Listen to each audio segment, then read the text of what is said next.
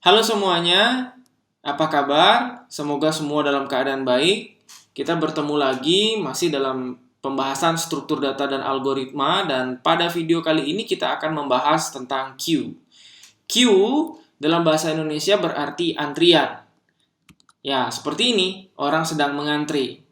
Ya, orang yang mengantri itu akan datang dari sebelah kiri, lalu keluarnya akan dari sebelah kanan seperti ini.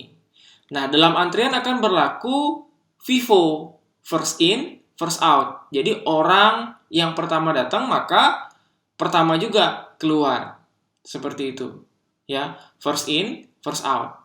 Nah, berbeda dengan konsep stack yang memanfaatkan konsep LIFO, last in, first out.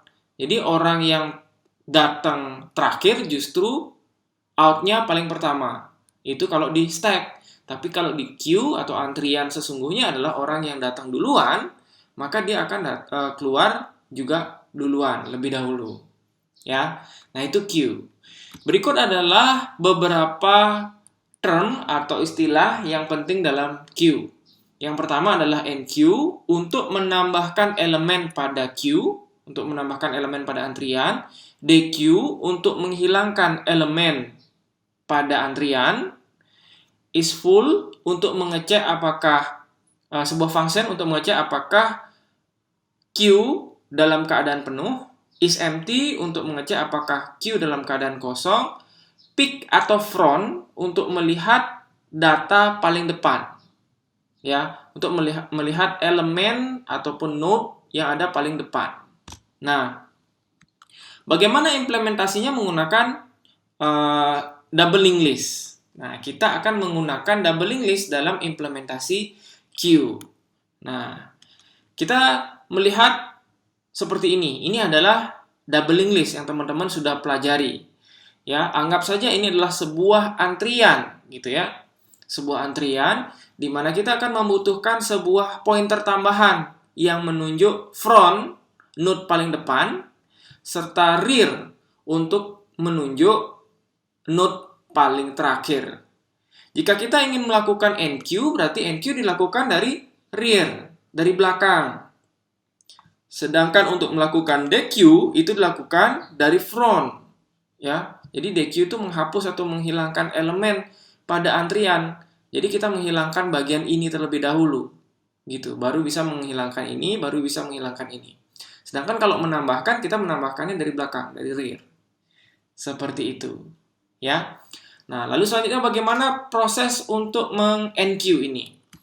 Nah, pertama-tama kita buat dulu pointer yang kita butuhkan, yaitu front dan rear, di mana front dan rear ini menunjuk null di awal. Nah, ketika front dan rear ini menunjuk null, maka kondisi queue dalam keadaan kosong. Kan seperti itu.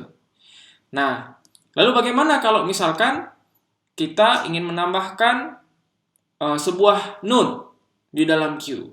Nah, ini misalkan saya sudah buatkan garis bahwa ini antreannya ke kanan gitu ya. Nah, kita ingin enqueue. Nah, ini adalah instruksi yang dibutuhkan untuk melakukan queue. Jadi tentu yang pertama kita membuat node baru terlebih dahulu. Nah, ketika node baru sudah dibuat, maka new node next itu null. Nah, new node next itu null dan new node pref itu null. Jadi next dan pref-nya null dulu. Seperti ini. Ya. Lalu front new node.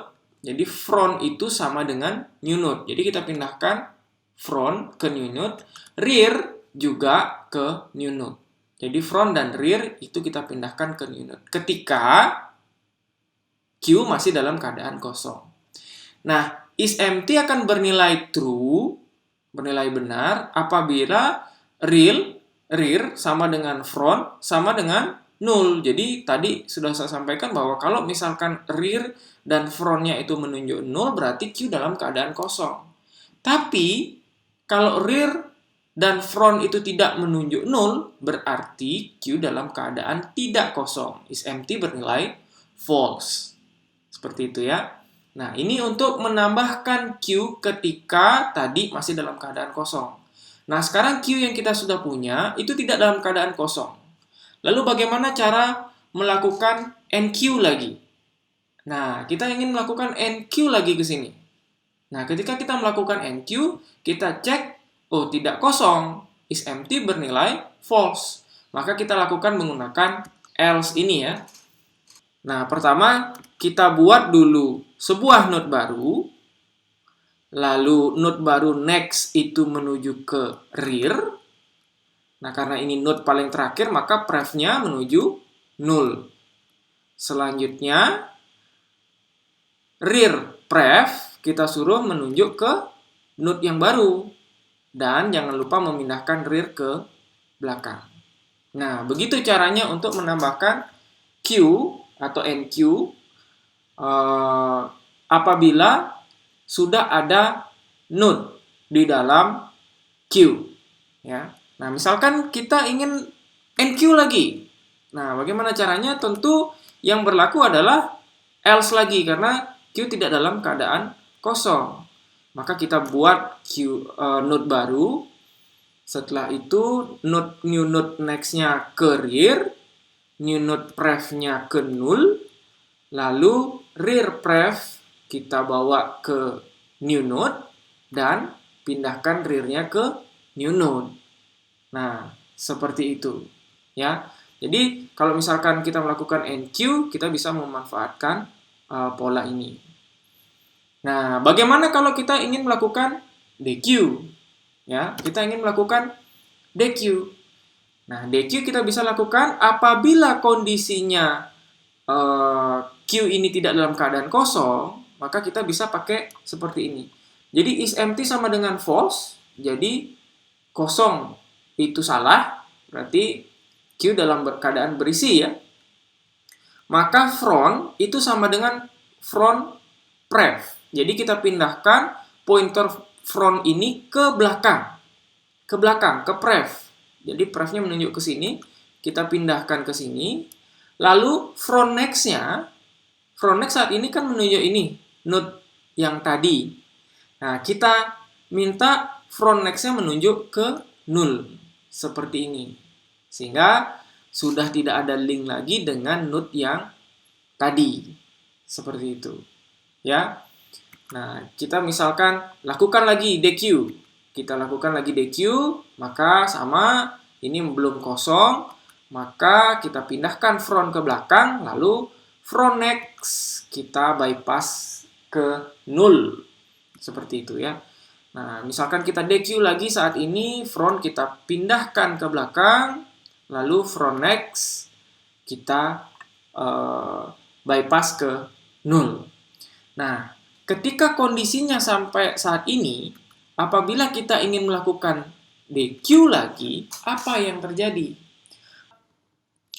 Nah, apabila kita ingin melakukan DQ ketika sisa elemen atau node di dalam Q tinggal 1, maka apabila memanfaatkan cara seperti ini, akan mengakibatkan error ya.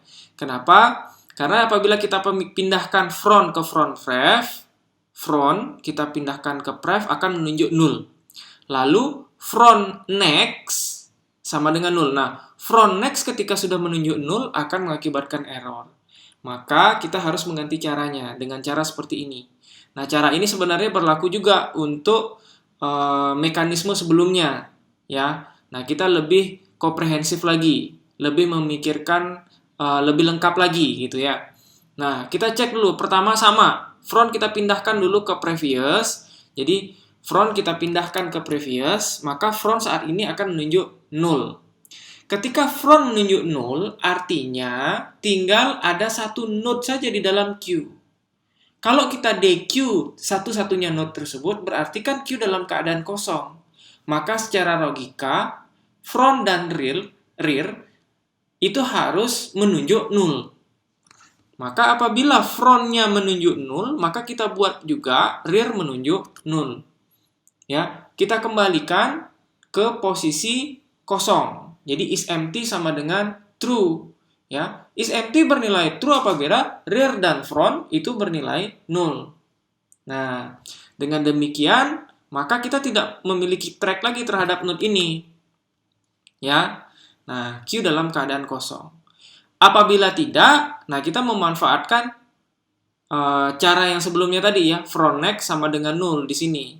Nah, jadi kalau misalkan front tidak null ya lakukan dengan cara yang ini. Kita membypass front next-nya ke null. Ya. Itu cara melakukan DQ.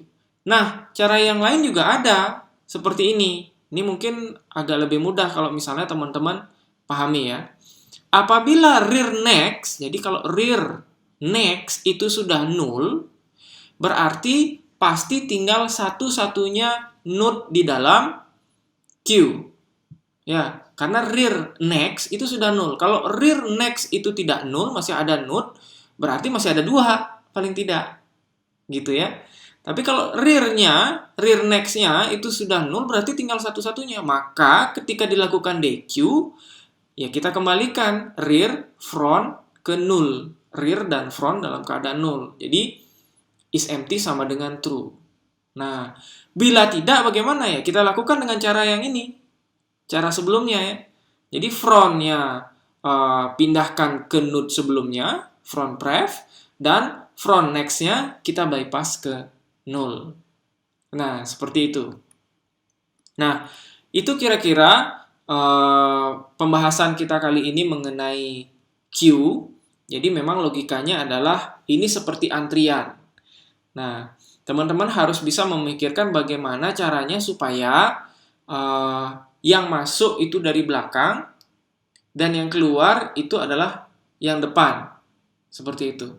Kalian harus bisa membuat semua pointer ataupun variabel node elemen yang udah kita bikin itu menyambung satu sama lain. Dan kita saat ini menggunakan double linked list ya. Kenapa? Karena front ini kan butuh ke belakang dia. Ketika dia di DQ, dia butuh ke belakang. Makanya kita harus punya pointer ke belakang. Sedangkan ketika rear itu harus menambahkan dari belakang. Nah, kita membutuhkan rear juga. Sehingga kita membutuhkan double linked list. Oke. Nah, materi ke depan kita akan membahas tree ya. Tree itu pohon. Jadi kita akan membahas bagaimana penerapan linked list untuk membentuk pohon dalam struktur data. Ini sangat penting. Maka dari itu tetap jaga kesehatan. Kita ketemu lagi di video selanjutnya. Terima kasih banyak.